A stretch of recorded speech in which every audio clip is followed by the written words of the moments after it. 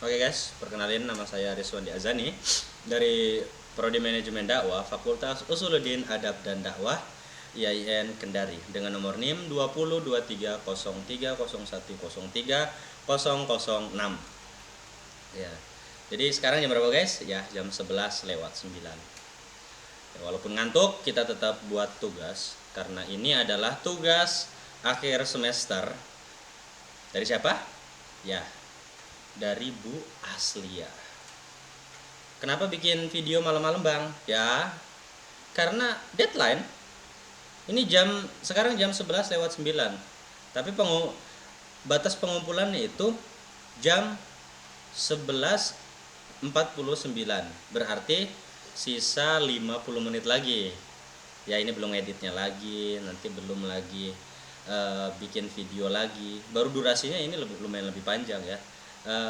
Berapa menit? 10-15 menit ternyata. Ya, kenapa banyak basa-basinya di awal ya? Supaya panjang durasinya, karena materi kita itu sedikit tapi durasinya panjang. Oke, jadi teman-teman, pada kesempatan kali ini saya ingin menyelesaikan tugas antropologi dakwah, yaitu tugas akhir semester seperti yang tadi saya bilang barusan, dengan judul materi strategi dakwah berbasis komunitas. Nah, jadi saya punya materi di sini. Tuh, cuma sedikit rekapannya. Ya, saya juga pakai HP untuk jaga-jaga. Siapa tahu saya tidak tahu. Iya. Intinya seperti itu. Nah, jadi jadi terus dari tadi. Tuh, 15% lagi buat.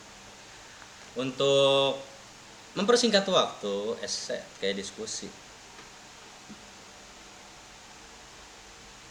Nah, langsung saja ke materinya tanpa berlama-lama lagi. Strategi dakwah berbasis komunitas. Apa sih itu strategi dakwah berbasis komunitas? Strategi dakwah berbasis komunitas adalah pendekatan dakwah yang dilakukan dengan melibatkan komunitas atau kelompok masyarakat tertentu sebagai basis dalam menyampaikan nilai-nilai agama. Nah, jadi strategi ini atau cara ini adalah dia bertitik berat pada pemberdayaan komunitas atau kelompok-kelompok masyarakat. Nah, tujuannya apa? Agar yang berdakwah itu bukan hanya dai saja, yang berdakwah itu bukan hanya para pendakwa saja di atas mimbar, namun kita juga sebagai rakyat biasa yang bukan pendakwah ya, walaupun saya jurusan manajemen dakwah, tapi masih bisa berdakwah dengan cara apa? Dakwah dengan perbuatan.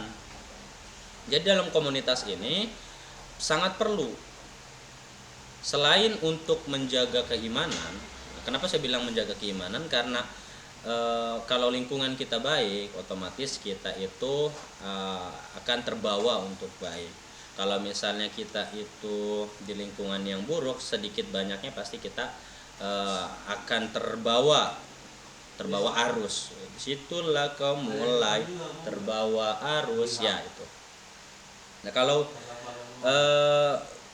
sebenarnya itu tadi ada beberapa pendekatan yang dapat dilakukan melalui hal ini.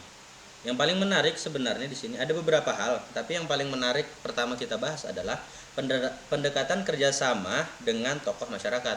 Nah, dengan adanya komunitas ini kita itu sangat bisa dan sangat berpeluang besar kita itu dapat mengakses para tokoh-tokoh masyarakat. Jadi dengan bantuan tokoh masyarakat tadi, kita itu dapat mengumpulkan massa misalnya agar kita itu tidak capek-capek pergi ke sini, ke sana, ke sini, ke sana untuk berdakwah. Jadi bisa dikumpulkan satu kali, akhirnya kita sampaikan satu kali, dan itu lebih efektif. Kalau sendiri bisa nggak? Ya bisa, tapi lumayan ribet ya. Ya kalau ada komunitas, pasti pemerintah setempat atau tokoh-tokoh masyarakat setempat pasti akan melirik, oh itu komunitas, sedikit banyaknya pasti dibantu. Poin pertama, berkolaborasi dengan tokoh adat, tokoh masyarakat, atau pemimpin desa yang memiliki pengaruh besar di masyarakat. Nah tadi seperti yang saya bilang, bahwa kalau kita punya komunitas, basis kita itu komunitas, maka kita itu lebih berpeluang untuk mengakses tokoh-tokoh masyarakat, atau bekerja sama lah, bukan mengakses ya, sorry. Yang kedua, mendukung tokoh-tokoh agama yang dihormati, mengundang tokoh-tokoh agama yang dihormati untuk terlibat dalam kegiatan dakwah sehingga pesan yang disampaikan lebih mudah diterima. Ya, jadi otomatis zaman-zaman dulu kan seperti itu. Kalau misal kepala sukunya udah terima dengan apa yang kita sampaikan, otomatis bawahannya atau rakyatnya itu pasti mengikut dengan sendirinya. Jadi hal ini sebenarnya bukan sudah tidak ada, tapi dengan adanya pengaruh tokoh masyarakat itu pasti lebih efektif dan lebih mudah diterima oleh masyarakat. Kalau kepalanya sudah menerima, pasti badannya semuanya pasti menerima juga.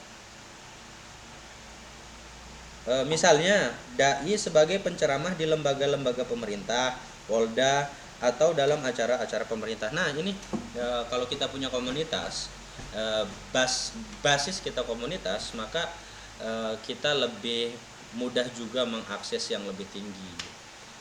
Kita buat program-program yang bermanfaat dan program-program yang tujuan intinya itu berdakwah. Selain itu, ada pendekatan lain, yaitu berbasis kegiatan sosial. Jadi dengan adanya komunitas, kita itu dapat membuat kegiatan-kegiatan yang berbasis kegiatan sosial. Contoh seperti apa? Contohnya seperti gotong royong. Kita membuat kegiatan gotong royong, apalagi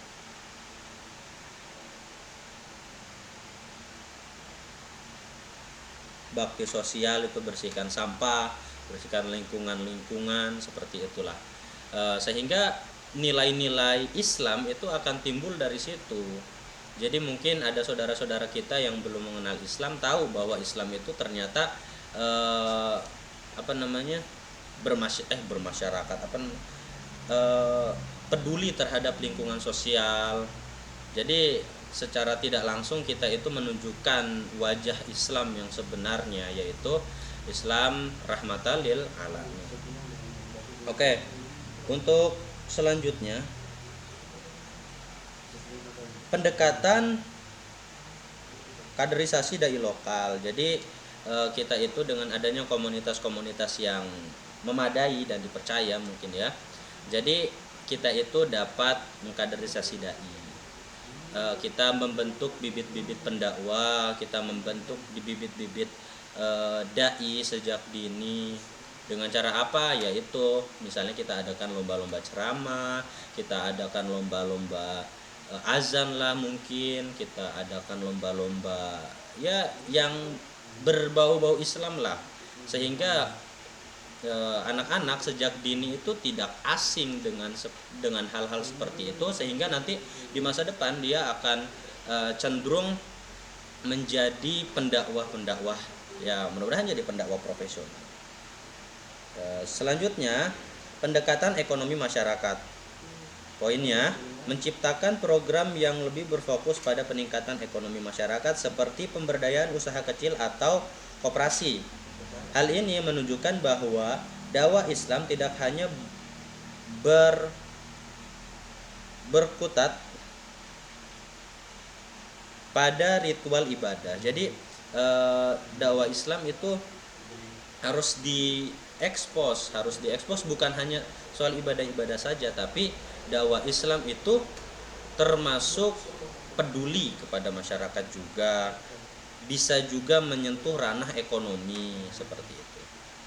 Poin selanjutnya, program ekonomi ini bisa disisipkan dengan nilai Islam seperti kejujuran. Ya, jadi sembari melakukan kegiatan kemasyarakatan, kegiatan ekonomi masyarakat, melalui pendekatan ekonomi masyarakat kita itu dapat menyebarkan nilai-nilai Islam seperti kejujuran, keadilan, sehingga nanti sehingga membuka mata dunia bahwa Islam itu tidak seburuk itu, tidak hanya fokus melulu ke ibadah, tapi kita juga bisa berkontribusi dalam